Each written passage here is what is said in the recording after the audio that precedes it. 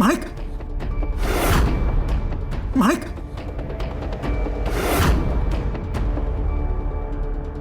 કાકા,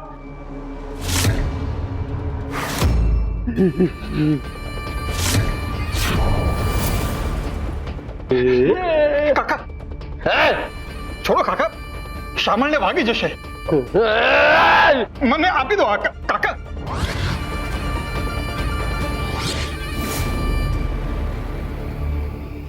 રાધે રાધે કૃષ્ણ.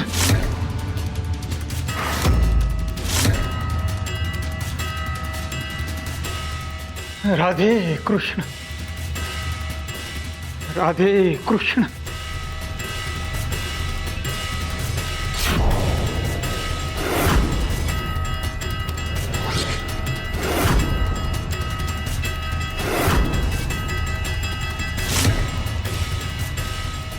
માણેક, માણેક ઉઠો. જુઓ, શામળને કાંઈ નથી થયું. માણેક,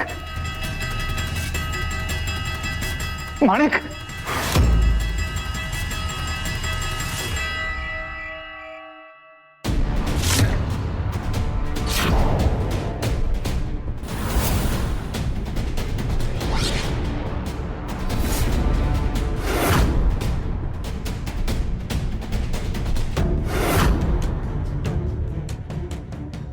ભજન સાંભળીને તારા પગ એવા તે કેવા થનગનવા લાગ્યા કે તું સીધી દોડી ગઈ. ધરવેણી, આજે તારો જીવ જતા જતા બચ્યો. જો જતો રહ્યો હોત તો હું ગામ લોકોને જઈને એવું કહેત કે તરવેણીએ પોતાનો જીવ જાતે જ લઈ લીધો, ને એ લોકો મારી વાત માની પણ લે. કારણ કે શિવ એ જ સત્ય છે.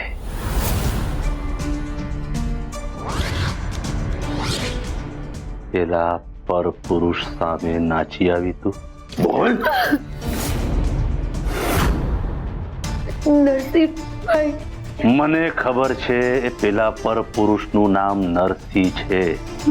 નરસિંહભાઈ પર્વતભાઈ ના ભત્રીજા છે.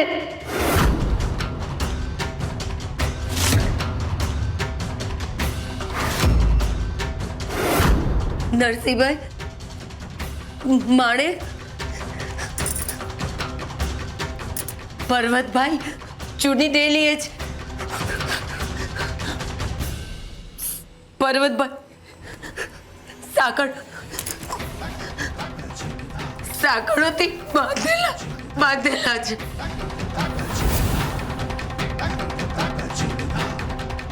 પર્વતભાઈની વાત સાંભળીને તો આ ખુશ થવા જોઈએ, પણ ગુસ્સે કેમ છે? કદાચ પોતાની સત્તા અને શાખ જવાનો ભય હશે એટલે થયા હશે.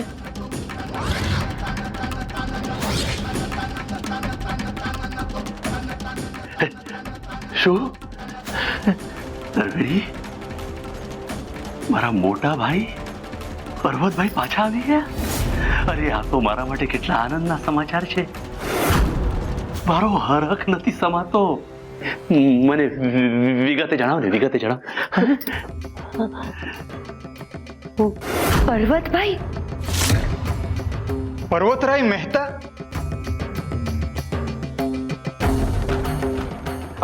આ મારા કાકા છે. હું એમનો ભત્રીજો થાઉં.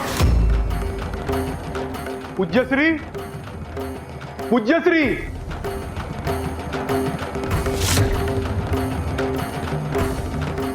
બોલ.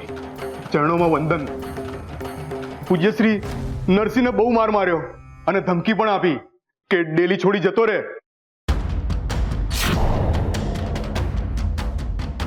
બહુ જોરથી વાગ્યું? ના.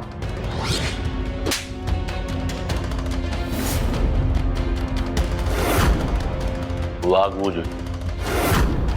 હવે વાગ્યું?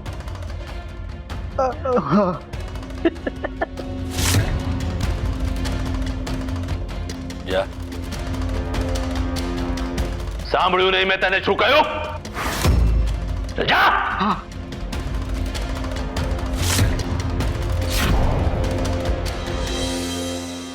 માણેક, માણેક જાગો, માણેક, માણેક જાગો.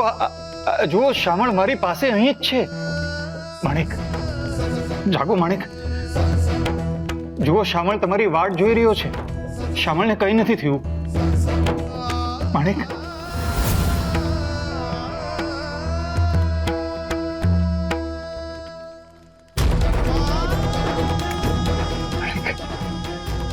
શામળ, આ રહ્યો. એને કંઈ નથી થયું. મારી પાસે જ છે.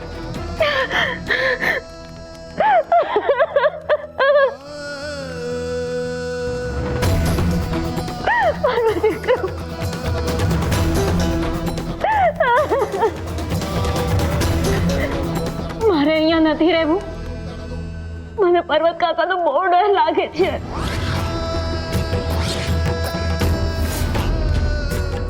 ઓલે તરવેણી બેન પર્વત કાકાને ઓળખે છે. ગામમાં બધા ઓળખતા જ હશે એમને. એ લોકો એમને ક્યાંક ઠેકાણે મૂકી આવશે. પણ આપણે હવે નીકળે અહીંથી.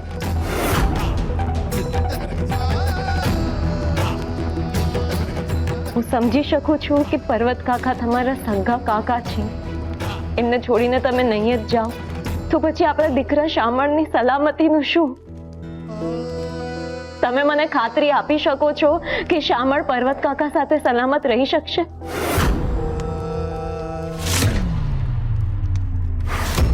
માણેક, હું તમારી વાતની કદર કરું છું, પણ તમે જ મને કહો મારે શું કરવું જોઈએ.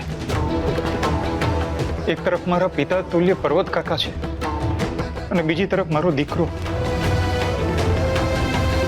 હું બેમાંથી એકની પસંદગી કેવી રીતે કરું? તમે તમારી જગ્યાએ સાચા છો, પણ એક મા તરીકે મારે શું કરવું જોઈએ? શું અહીં રહીને મારે મારા દીકરાનો જીવ જોખમમાં મૂકી દેવો જોઈએ? જેમ ધનજી દાદા સાથે હતા ત્યારે મૂક્યો હતો. યાદ છે ને તમને? એમને ઝૂંપડી બાળી નાખી હતી. એ તો નસીબ જોગે હું ને શામળ અંદર નહોતા. ધનજી દાદા જેવું જ પર્વત કાકા પણ નહીં કરે એની ખાતરી આપી શકો છો તમે?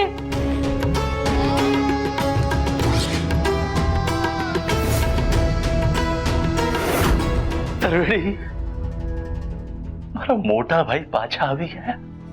અરે આ તો મારા માટે એકદમ આનંદના સમાચાર છે. મારો હરખ નથી સમજતો. અરે તરવેણી, જલ્દી જા. જલ્દી જૂની ડેલીએ જા ને નરસિંહને જઈને કહે કે એને ક્યાંય જવાનું નથી, એ ત્યાં જ રહેશે. અરે જલ્દી જા.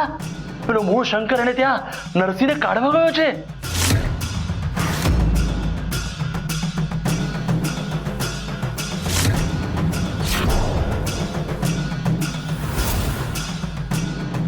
જો નરસિંહ મોટા ભાઈને લઈને જતો રહ્યો તો હું તારો જીવ લઈ લઈશ. અને હા, અને બીજી વાત, મોટા ભાઈ પાછા આવી ગયા છે એવું ગામ લોકોને ખબર પડી તો એના માટે પણ હું તારો જીવ લઈ લઈશ. સમજી? જા.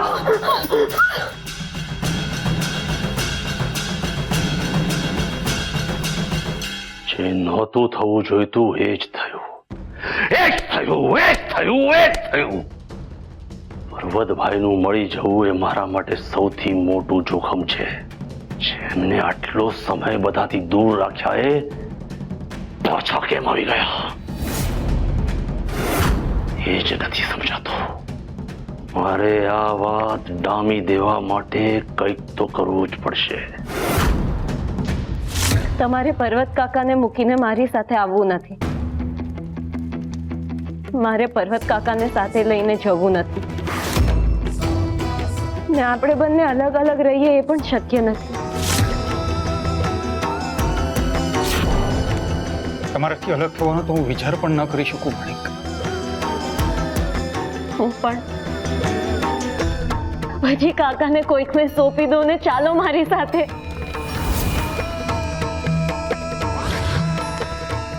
આ એક જ માર્ગ બચ્યો છે. ચાલો.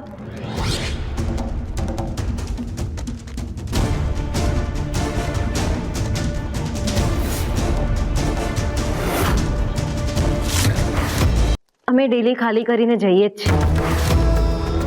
પર્વત કાકાને તમે સારી રીતે ઓળખો છો એટલે તમે એમની સારી કાળજી લેશો એવી આશા છે અમને.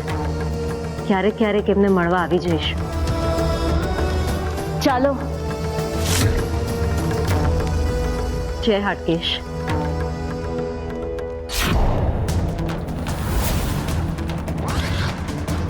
તમારે ક્યાંય જવાનું નથી. કેમ? મેં કહ્યું એટલે. તમારો માણસ આવીને અમને મારી ગયો ડેલી ખાલી કરવા માટે, અને હવે તમે અમને જવા માટે ના પાડો છો. શું તમાશો છે? મારી સામે પ્રશ્નો કરવાના નહીં. એક વખત કીધું ને, ડેલી છોડીને ક્યાંય જવાનું નથી એટલે નથી.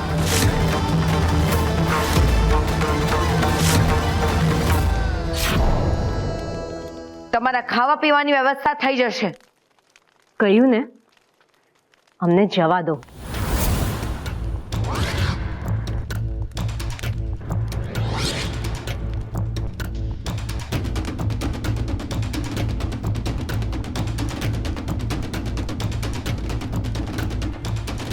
માણેક,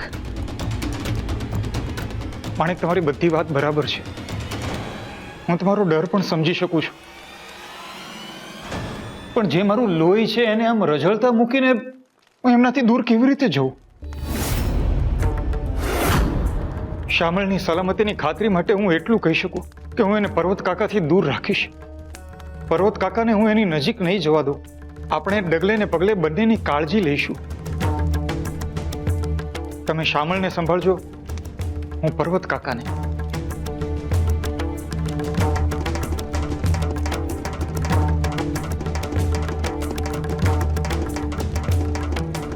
પર્વત કાકાની જગ્યાએ તમારા બાપુ હોત તો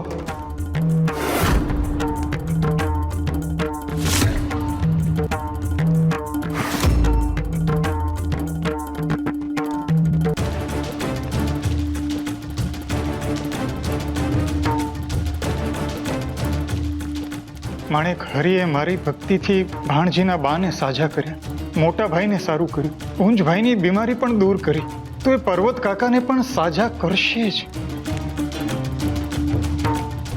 મને મારી ભક્તિ પર, મારા હરિ પર પૂરો વિશ્વાસ છે.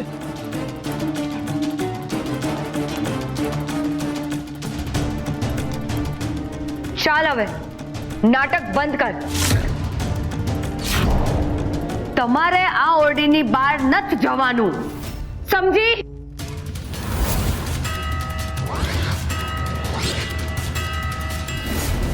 બેના, શું કરો છો તમે? એકવાર કીધું ને, ડેલીની બહાર કોઈએ જવાનું નથી. કેમ? તમે છો કોણ? તમે પર્વત કાકાના કોઈ સગા છો? સગા હો તો તમે એમનું ધ્યાન કેમ નથી રાખી રહ્યા?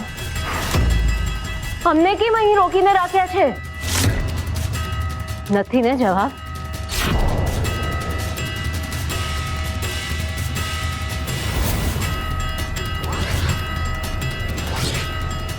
તો નીકળો અહીંથી.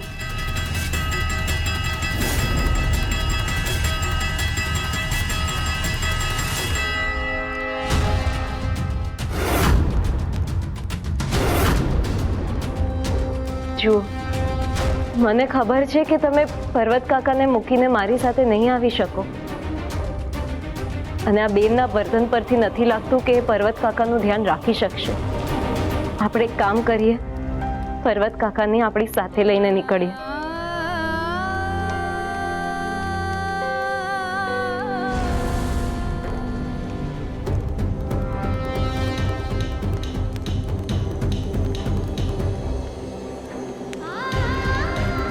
પર્વત કાકા, ચાલો, આપણે જવાનું છે. પર્વત કાકા, તમે મારી વાત સમજી શકશો કે નહીં ખબર નહીં, પણ મને માફ કરજો. હું થોડીક વાર માટે ડરી ગઈ હતી, અને શામળ માટે થઈને મેં તમને નહીં લઈ જવાનો નિર્ણય લીધો હતો. કંઈ નહીં માણિક, એક મા તરીકે તમને આવો વિચાર આવે જ. આપણે શામળનું પૂરેપૂરું ધ્યાન રાખીશું. ચાલો.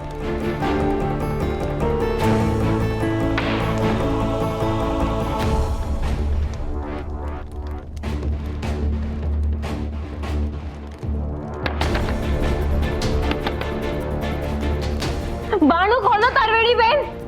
બેન, તમે આવું કેમ કરી રહ્યા છો? બારણું ખોલો, અમારે જવું છે. આ લોકો આપણી સાથે શું કરી રહ્યા છે કાંઈ સમજાઈ નથી રહ્યું.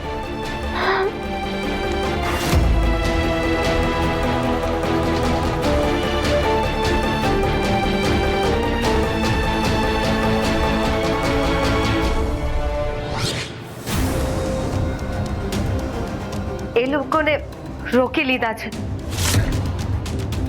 બહારથી બારણું પણ વાસી દીધું છે. પર્વતભાઈ પણ અંદર જ છે. સરસ. હવે તારે રોજ છુપાઈને એમને ભોજન આપવા જવાનું છે.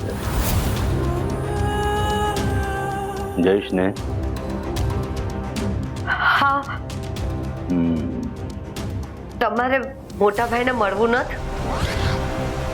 માણેકે સવાલ કર્યો એ મારા કાળજે વાગ્યો. પૂછ્યું કે તમે કોણ થાવ આમના? નહીં જાઓ મળવા? મને સવાલો પૂછવાના નહીં. ગામમાં જઈને મારા ભક્તોને કહી દે કે હું અવિરત ધ્યાન અવસ્થામાં બેસવાનો છું અને ઉપવાસ કરીશ. ધ્યાન ભંગ ક્યાં પ્રશ્ન નહીં ખરું. ભોજન લઈ આવ.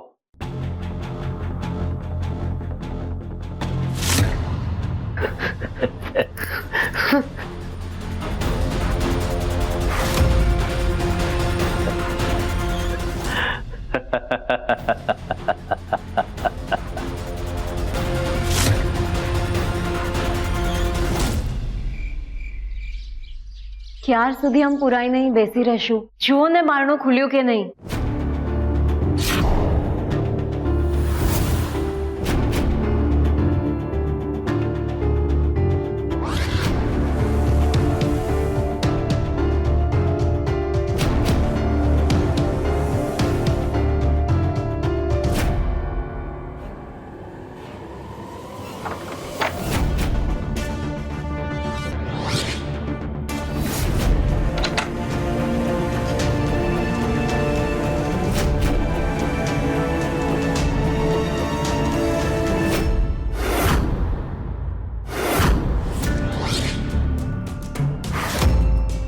જમવાનું અને પાણી લઈ આવી છું. પણ અમારે અહીં નથી રહેવું. રહેવું પડશે. પૂજ્યશ્રીનો હુકમ છે. જો હુકમ નહીં માનવામાં આવે તો તમારા બધાના જીવ જોખમમાં મુકાશે.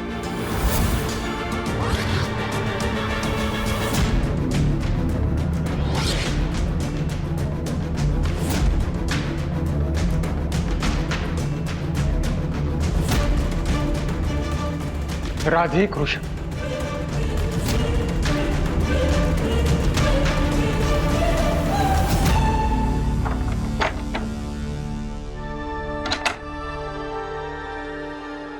આ પૂજ્યશ્રી આવો કેવો મહાદેવનો ભક્ત છે જે લોકોને જીવથી મારવાની ધમકી આપી રહ્યા છે.